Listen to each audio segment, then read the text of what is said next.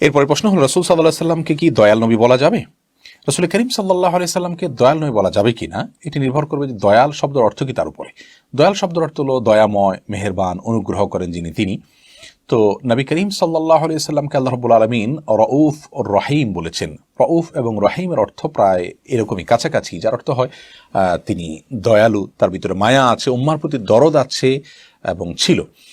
তো সে অর্থে তাকে দয়াল বলাই যেতে পারে। কিন্তু দয়ালের মানে যদি এই হয় যে তিনি মৃত্যুর পরও, তার ওয়াফাতের পরও, ইন্তেকালের পরও তিনি আমাদেরকে দয়া করতে পারেন, যে কোনো কিছু দিতে পারেন, আমরা তার কাছে চাইতে পারি, তিনি প্রার্থনা কবুল করতে পারেন, এরকম ক্ষমতা তার আছে এবং তিনি সেই ক্ষমতা আমরা তার কাছে প্রার্থনা করি, চাই, এ অর্থে, অর্থাৎ আল্লাহ রাব্বুল আলামিনকে যেরকম রহমান রহিম বলা হয় ওই অর্থে যদি দয়াল বলা হয় নবী সাল্লাল্লাহু আলাইহি সাল্লামকে, তাহলে সেটা তো অবশ্যই পরিত্যাজ্য, সেটা তো শিরকপূর্ণ বিশ্বাস হবে, এতে কোনো সন্দেহ নেই। বাকি এমনিতে আল্লাহ তাআলা যেহেতু তার রাসূল সাল্লাল্লাহু আলাইহি সাল্লামকে রউফ বলেছেন, তিনি তার উম্মার প্রতি অত্যন্ত মায়ালু, রহিম বলেছেন দয়ালু, অতএব সেই হিসাবে দয়াল নবী ওই দৃষ্টিকোণ থেকে ওই অর্থে বলা যেতে পারে। কিন্তু সাধারণত আমাদের দেশে যারা নবী করিম সাল্লাল্লাহু আলাইহি সাল্লামের শান মর্যাদা বলতে গিয়ে সীমা লঙ্ঘন করে থাকেন, শিরকপূর্ণ বিশ্বাস পোষণ করে থাকেন, আহাদ আর আহমদ একই, এই জাতীয় কথা বলে থাকেন, তারা মূলত রাসূল আকরাম সাল্লাল্লাহু আলাইহি সাল্লামকে এই দয়াল নবী এই শব্দটা ব্যবহার বেশিরভাগ করে থাকেন। সেজন্য তাদের প্রয়োগটা মানে ভুল উদ্দেশ্যে হওয়ার সম্ভাবনাটা অনেকটা থাকে। সেই জন্য আমরা রাসূল আকরাম সাল্লাল্লাহু আলাইহি সাল্লামের ক্ষেত্রে এই শব্দ ব্যবহার করার আগে আমরা ভাববো যে আমরা কোন অর্থে ব্যবহার করছি। সচরাচর যারা ব্যবহার করে থাকে তাদের বিশ্বাসগত সীমালঙ্ঘনের কারণে এই ব্যাপারটাতে বিশেষভাবে সাবধানতা কম। বাকি এমনিতে নবী করিম সাল্লাল্লাহু আলাইহি সাল্লাম অবশ্যই উম্মার প্রতি দয়ালু মায়ালু ছিলেন এবং আল্লাহ তাআলা তাকে সেই গুণে গুণান্বিত করেছেন। এরপরের প্রশ্ন হলো, গ্রামগঞ্জের অনেকে বিশ্বাস করেন কোরআন মোট 90 পারা, 30 পারা জাহিরি, 30 পারা বাতিনি আর 30 পারা হলো মূল কোরআন, এটা কি সঠিক? যদি কেউ এরকম কোনো কথা বলে আপনি তাকে পাল্টা প্রশ্ন করবেন যে কোরআনে কারিমকে যে 3টা পাঠ করে মোট 90 পারা করা হয়েছে, এই বিভক্তিটা কোথায় আছে? অর্থাৎ কোরআনের এই বিভক্তি কি নবী করিম সাল্লাল্লাহু আলাইহি ওয়াসাল্লাম করে গেছেন? তিনি বলে গেছেন যে হ্যাঁ, কোরআন 30 পারা 30 পারা 30 পারা করে 3টা পাঠ হবে? এর উত্তর হলো না, এরকম কোন হাদিস নবী করিম সাল্লাল্লাহু আলাইহি ওয়াসাল্লাম থেকে বর্ণিত হয়নি।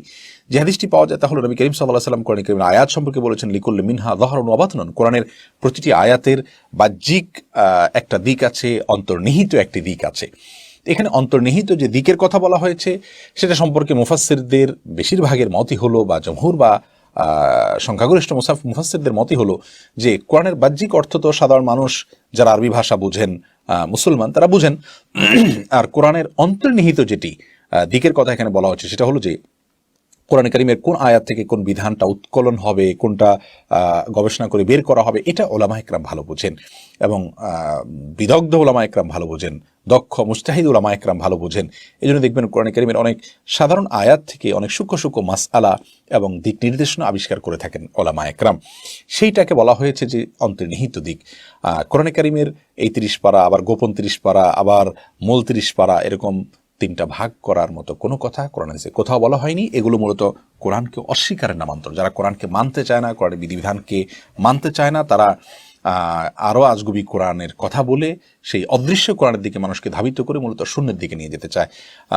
অদৃশ্য 30 পারা কোরআন এর কথা বললে এবার যার যার সুবিধা মতো সে বলতে পারবে এটা অদৃশ্যটা, এটা বাতিনিটা, সেটা তার পীর থেকে পেয়েছে। এভাবে বলতে বলতে অনাচার ইসলামের মধ্যে ঢুকানো যাবে, বিকৃতি ঢুকানো যাবে। এটা শয়তানি ষড়যন্ত্রের অংশ। বিধায় কোরআনে কারীমকে এই 3টা ভাগে ভাগ করে 30 30 30 90 পারা কোরআন, এরকম কথা কোনো হাদিসে বলা হয়নি, কোরআনেও এরকম কোনো কথা নেই।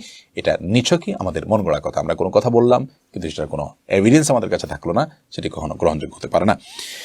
এরপর প্রশ্ন হলো, দক্ষিণ দিকে মুখ করে খাওয়া নাকি ভালো না, এ বিষয়ে ইসলাম কি বলে? না, এ বিষয়ে ইসলামে আপনার এটাকে মোটেও সমর্থন করে না। যে কোনো দিকে ফিরে আপনি খেতে পারেন। দক্ষিণ দিকে, উত্তর দিকে, পূর্ব পশ্চিম, যে কোনো দিকে আপনি ফিরে খেতে পারেন। দক্ষিণ দিকে ফিরে খাওয়া যাবে না এমন কোনো কথা ঠিক নয়। এরকম কথা যদি কেউ বলে থাকেন সেটি কুসংস্কার। রবিবার ও বুধবার কি হাত পায়ের নখ কাটা যাবে নাকি শুক্রবারই কাটতে হবে? কাটা যাবে, সপ্তাহের যে কোনো দিন হাত পায়ের নখ কাটাতে কোনো অসুবিধা নেই। বাকি জুমার দিন সাধারণত আপনার নিজেকে পরিচ্ছন্ন করে পরিপাটি করে জুমার নামাজের জন্য প্রস্তুত করতে হয়, সেটি কারণে এই দিনে করা একটা ভিন্ন মাত্রা অবশ্যই আছে সুন্নাহ। তবে আপনি যে কোনো দিনই করতে পারেন।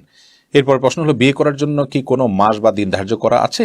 এ মাসে বিয়ে হয় না, অন্য মাসে হয় না, এরকম শোনা যায়। এবার ইসলাম কি বলে? বিয়ে বছরে যে কোনো দিনই করা যেতে পারে, ঈদের দিনও বিয়ে করা যেতে পারে। আমরা অনেকে মনে করি যে আপনার কাটা চাঁদে বিয়ে করা যায় না, অর্থাৎ আপনার